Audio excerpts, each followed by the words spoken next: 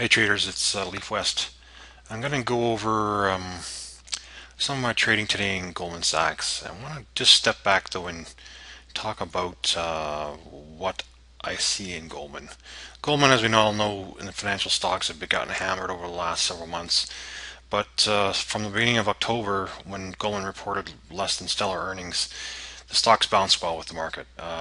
And you can see in this indicator, the money flow index, that actually we hit above the 80 mark in this index on the first push higher. So I think that's actually a sign that we are at least having a counter trend move on the daily chart, and I think that at a minimum will be two legs up, so three waves. So we are in the process of correcting the first wave, and so I have a grid up here which we can see, and a lot of times in the first when you make a bottom and have a pullback off the first move, you get a deep retracement. You usually get down to 78.6, but from what I'm seeing on the shorter term charts, I'm thinking that maybe we could hold here, especially if my reading of the overall market is correct. So that's sort of what I see in Goldman on the daily chart, and my target for this move off the low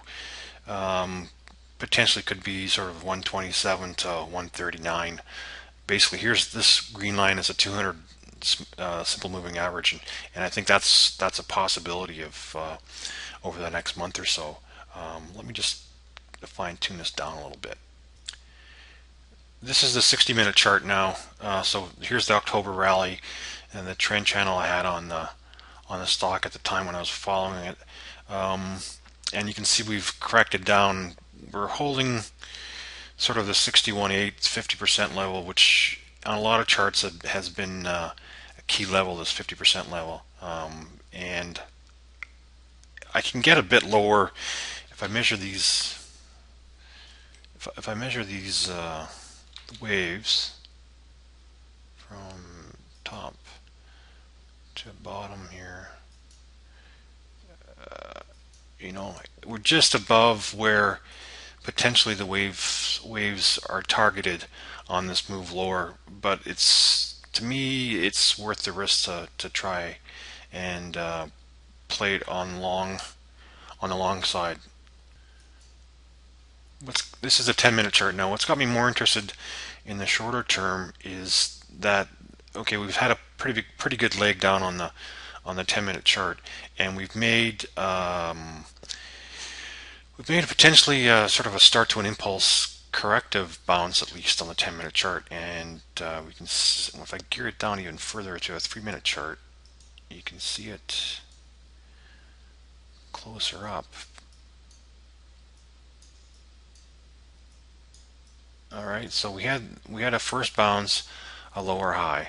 I'm sorry, a higher low. Excuse me.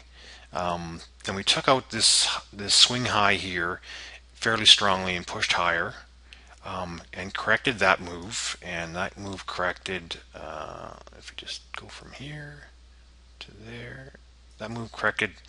The 61.8% held. So that was a good hold there on that move. Then we bounced higher again, and we took out this high. So we've eliminated the potential A, B, C corrective move and then moved to a new low. So to me, we made a higher low, took out the high, corrected this move, and made a new high. So I like to buy these types of moves when they have confirmed their strength and they confirm the potential for a bigger move. So to me, this sort of three highs has told me that I should be looking at the corrective move off of this high as a potential to play a bigger move. And the bigger move is if you go to the 10-minute chart and you look at the waves here,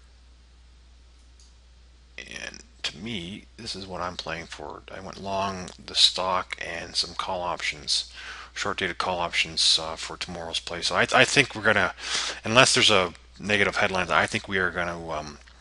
This corrective move is exactly the kind of move we want to get set for the overnight situations, and I'm looking for Goldman to open up north of 101 tomorrow, and I'll let go. I might let go of my call options in this 102, 102.50 kind of area, and then just hang on to the stock and play for the bigger move up to maybe up to 105 over the next couple days. I'll stop there on this video, but I'm going to go into my intraday trading on Goldman and Apple and the spiders on another video I'll make right away here. So just hang on and I'll get that other video up as well. All right, thanks. Bye.